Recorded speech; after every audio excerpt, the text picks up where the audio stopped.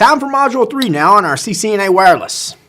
So what are we going to talk about in this module? Well, first we're going to take a look at some interference. We're going to look at path loss in free space, which we kind of alluded to that in Module 1, if you remember, when we were talking about the transmit power and the receiving power, and we talked about that loss in the free space.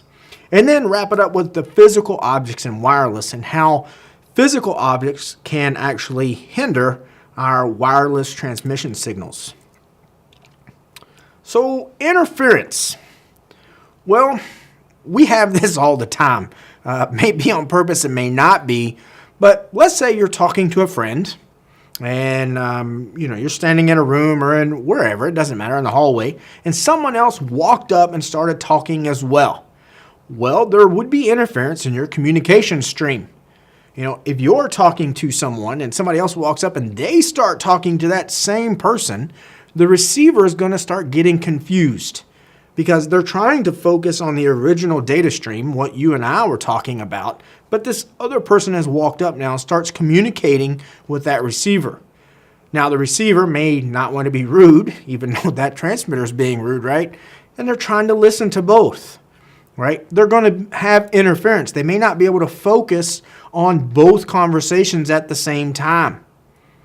So they're going to start hearing both of you talk, get confused, have corrupt data, might hear a couple words here and a couple words here. They're not going to get the full picture. We can do the same thing with wireless, and we've talked about that a couple times already in the other two modules so far.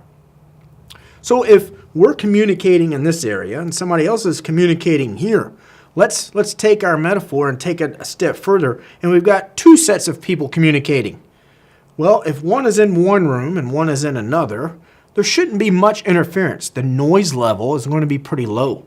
But if we take these people and we put them in the same room, now the receivers are focusing or trying to focus on the transmitter, but they might hear something else, and you may start getting some interference. Remember, we talked about the sensitivity levels. So how sensitive are you to not able to block that out? But if you can tune them out and focus on the transmitter, then everything will be okay until we add another two people in there. Now our noise level, our noise floor is coming up, right? That signal to noise ratio is getting smaller. That is where we're going to get that interference. We want to try to eliminate as much as interference as we possibly can. That best effort on how we're going to do this. Now, I guess theoretically we can get rid of all of it. I don't know that that's possible.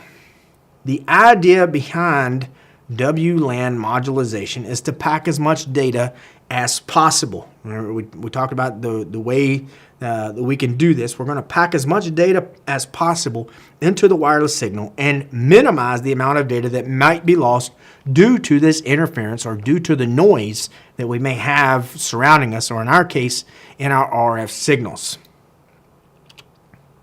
So how can we have this interference? A few ways we need to look at. Co-channel interference, neighboring interference, and non-802.11 interference. So first off, the co-channel interference. When two or more transmitters use the same channel, this is known as co-channel interference. You're using that channel, I'm using that channel. I don't know who you are and vice versa, but we may be, say, in the same neighborhood with our homes. Well, I live in a neighborhood. My house is fairly close to another house. It's just the way they build neighborhoods. I mean, they almost build them on top of each other. But they're real close. I know for a fact my wireless signal is inside of their home because I can go outside of my house with my mobile device and I can actually pick up my wireless signal almost 3 houses away from my house. Now, I used to be able to. I've adjusted that because I didn't realize how powerful it was. But I know that signal wasn't just out in the street, right? Remember, it radiates out. I know we haven't talked about antennas yet, but it radiates out, right? And I know it's in somebody else's house. I know they can pick up that signal. I know I may be interfering with their wireless technology. They may be interfering with mine. And I think about this a lot when it comes to, in this case, neighborhoods on best practices on what we're going to do, because remember, we only have so many channels. You know, I've moved all mine over to the 5 gigahertz band, so I try to have less interference, but many people still use the 2.4 gigahertz band. They're going to have a lot more co-channel interference, because even though their routers, they can actually change the channel. You can set that to auto on these home routers like that, right? And it will skip around channels as needed. But that's a lot of overhead on those little home routers that you can go get at a department store somewhere, right? They're always negotiating back and forth. And the more houses that we get, the more wireless active access points that we have, the more devices. Just go back to the wavelength thing I was talking about earlier in Module 1, when we were talking about measuring wavelengths. And I said, just imagine if you could see all those. Just imagine all the Wi-Fi you could see just in a neighborhood alone. It would be crazy. So when two 802.11 transmitters are using the same channel, or their signals completely overlap, the whole 22 megahertz channel bandwidth is going to be affected. That whole channel, 1, 6, or 11, right? Those don't overlap. But if I say, okay, I'm using channel 1, well, without talking to your neighbors and going over and setting this up and say, okay, won't you use channel 6 and you use channel 11 and I'll use channel 1 and then this person over here can use channel 1 because we won't overlap, right? You'd have to negotiate that with all your neighbors. Most people don't want to do that kind of thing. So this might not be a problem though if the transmitters aren't sending data at the same time. So, okay, well, you're using channel 1, I'm using channel 1. You're not home, you're not in the office. It's holiday, whatever you're not using that channel, then that's okay. I can still use channel 1 and there won't be any interference because you're not doing anything. But go back to the neighborhood scenario. I bet you, I can almost guarantee it, between 5 and 9, 6 and 9, 6 and 10, 6 and 11, when people are getting home, when people are eating dinner, when they get on the internet and they're surfing, they're doing work, all the access points in that neighborhood are buzzing around that time because of the simple fact that people are home and people are doing things. We're going to have more interference. Now, when both transmitters are busy sending data, the channel can become very congested. So think about the more access points we have in a particular area, we only have so many channels to work with. Think about how congested that actually is and how much better it could be with some designing, which is kind of impossible. I wouldn't say impossible, but when's the last time you went to your neighbor and said, you know what, I think your wireless signal is interfering with my wireless signal and vice versa. Why don't we work something out? They probably look at you like you lost your mind, right? Unless they're an IT professional or you know them or you have that type of friendship or relationship with them. That's not something you normally talk to your neighbor about. So we know we can be very congested. The two signals begin to interfere. They're causing data corruption, causes devices to retransmit lost data. It's just not a good scenario to be in. Now, if we're in an office building and we're in control of that, you're the network engineer, you're the network admin, wireless admin, whatever title you hold, you may be responsible for fixing this problem. And we're going to talk about access point placement a little bit later and site surveys and things like that on how we can try to get around this interference problem. So we know the 2.4 gigahertz band offers only 3 non-overlapping channels. So if we have lots of transmitters, lots of access points in a building or area, we're going to have some of them transmitting on the same channel. I guess I can say that like that without proper planning. Let me add that in there because, like I said, in a later chapter, we're going to look at this, but we can make a plan on how we're going to put these access points and what channels we can place them on. We're in control of that. We have that capabilities. Now, the solution is to use careful planning. Like I said, when we select the channel for each transmitter, and we're going to talk about that a little bit later. But what about in the neighborhood? Like I've said that a couple times already.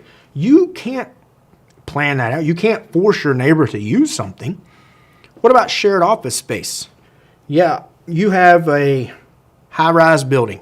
There's 25 floors in this building, and you're on floor 10. But you have no control over floor 9, and you have no control over floor 11. You have a perfect design on your two-dimensional plane that you have on your floor space in this building. But what about the floor above you and the floor below you? How do you know what channels they're using? Are they interfering with you? Are you interfering with them?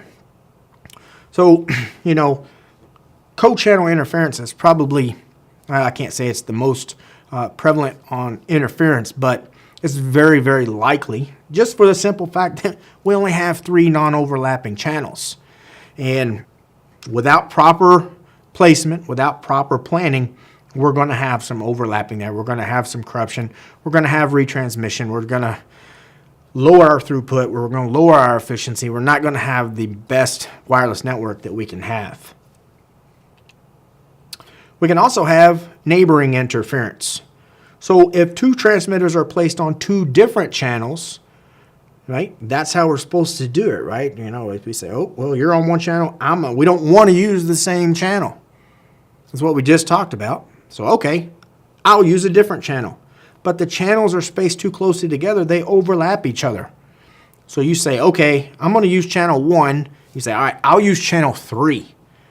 Well, we know, right? Think back to that 2.4 gigahertz band. Which 3 do not overlap? 1, 6, and 11. 1 and 3, yeah, they're apart, but there's still some overlap there. We're still going to have some of that data corruption. That's what they call neighboring interference. Each signal is interfering with the other now. We don't have the same, we're just far apart, but not quite far enough apart. So what do? The transmitters in an area should be configured to use the 3 non-overlapping channels in the 2.4 gigahertz band. Talked about that in Module 1. I said remember that, 1, 6, and 11. That's what we use. The FCC here in the States says that, right? Now in the 5 gigahertz band, neighboring channel interference is not a problem because the channels don't significantly overlap. That's why I said on my home router, I've moved over to the 5 gigahertz on everything that can support it. Not all the devices in my home can support that, so I still have a 2.4 gigahertz radio on inside of my access point and a 5 gigahertz. So I've got a little bit of both worlds, I guess you can say. Best practice, avoid placing neighboring access points on neighboring 5 gigahertz channels though. So let's say, all right, we're using channel 36, 40, and 44. Well, skip 40 if at all possible. If you need that channel, yes, we can utilize that. But it's still best to skip it totally. Use channel 36 and 44 as an example in the first uniband that we have. Remember, we had 4 of those, right? 1, 2, 2E, and 3. So that first one, we wouldn't have channels, 36, 40, 44. So skip 40 if you're using 36 because they don't necessarily overlap like the 802, the 2.4 gigahertz band, right? Like channels side by side, they overlap a lot. The 5 gigahertz band, they just a little. Maybe just enough to cause problems, but if you can, skip that, and then you don't have any problems at all. Instead, place them on adjacent channels. So, you may be thinking, all right, well, adjacent means right next to, neighboring means right next to. Not in this situation, all right? Write this part down. Neighbors are directly to the left or right, right? So, a neighboring channel, in this case, 1 and 2. Would be neighboring channels. They're right side by side. 1 and 3 would be neighbors to channel 2. They're not adjacent. Adjacency means the next channel that does not overlap the given channel. So let's say we're on channel 1. The next adjacent channel would be 6. 2, 3, 4, 5 don't count. 2 is its neighbor.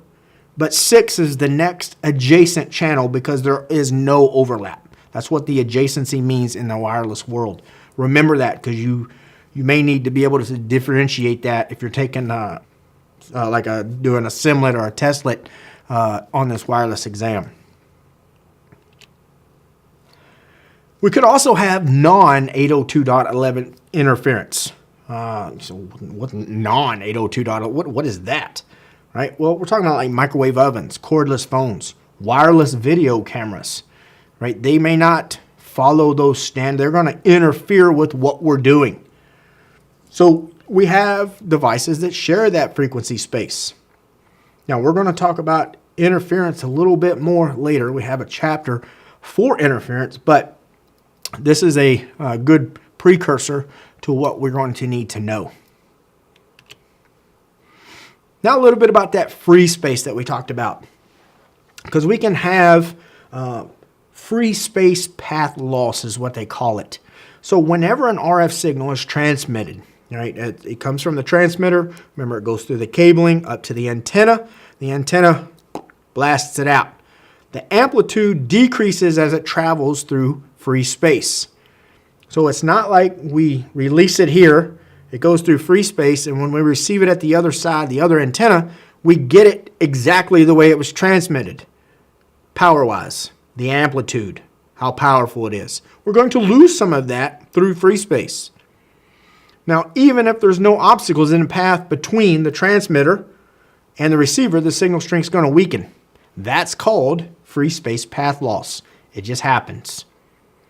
Now, RF signals, they propagate through free space as a wave, again, not as a straight line. Right? So we're waving as we go. The wave has a three-dimensional curved shape, and it expands as it travels. The expansion is what causes the signal strength to actually weaken. And we've talked about that. The further away we get, remember the ripples in the water, right? They're coming out strong first, but the further they get lower and lower, and they seem to dissipate down until eventually it flattens out, right? You can't see the ripple anymore. It doesn't necessarily make it all the way to the edge of the lake. Now, free space path loss is greater in the 5 gigahertz band than it is in the 2.4. We saw that kind of. We didn't call it free space. But do you remember the graphic when we talked about the 802.11, what was it, the the low band below 1 gigahertz? Remember what the 5 was, that little bitty arc, and the 2.4 was a little further out, and then the 900 megahertz was outside of the house, right? That's showing us that the 5 cannot go as far as 2.4.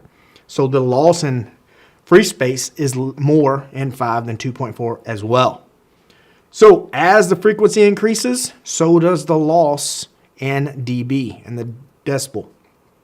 So this means 802.11 B, G, and N 2.4 has a greater effective range than A and N using the 5 gigahertz ranges.